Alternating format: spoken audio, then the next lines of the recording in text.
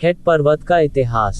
पौराणिक कहानियों में खैट पर्वत के बारे में एक कहानी का उल्लेख मिलता है। इस कहानी के अनुसार टिहरी जिले के चोंदाना गांव में आशा रावत नामक एक जमींदार रहता था। आशा रावत की 7 पत्नियां होने के बावजूद उसकी कोई संतान नहीं थी। उसे हमेशा एक ही बात सताती रहती थी कि मेरे बाद मेरी जमीन जायदाद का वारिस कौन होगा। तब आशा रावत ने 8वीं शादी करने की सोची और थात गांव के पनवार परिवार में 8वीं शादी की।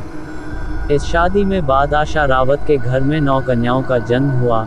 जमींदार ने इन कन्याओं का नाम आशा रौतेली, बासा रौतेली, इंगला रौतेली, गढ़वा रौतेली, सतेई रौतेली, बरदेई रौतेली, कमला रौतेली, देवा रौतेली, बिगुला रौतेली रखा।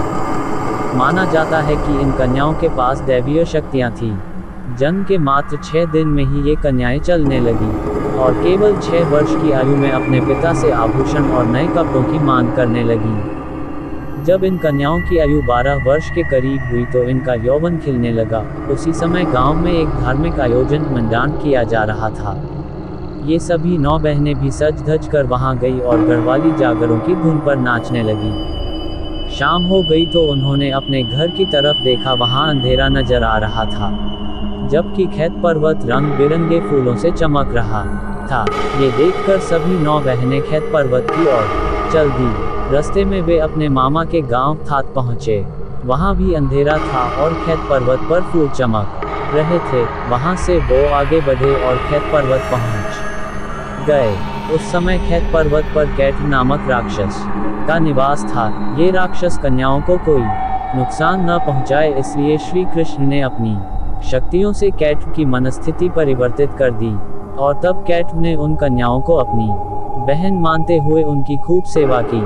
यहाँ से ये 9 कन्याएं पीढ़ी पर्वत पहुंची, जहाँ श्री कृष्ण ने उन्हें हर अपने वश में कर नाप लिया। तब से ये 9 दैवीय शक्तियों वाली कन्याएं खैट पर्वत और पीढ़ी पर्वत पर पूजी जाती हैं और माना जाता है कि ये कन्याएं अभी भी यहाँ विचरण करती हैं और जो कोई भी आदमी यहाँ जाता है और उनको पसंद आ जाता है तो वो उसे हर लेती हैं और उसे अपने लोक ले जाती हैं। पार्ट 2, क्यों यहाँ चमकीले कपड़े पहनना और बांसुरी बजाना मना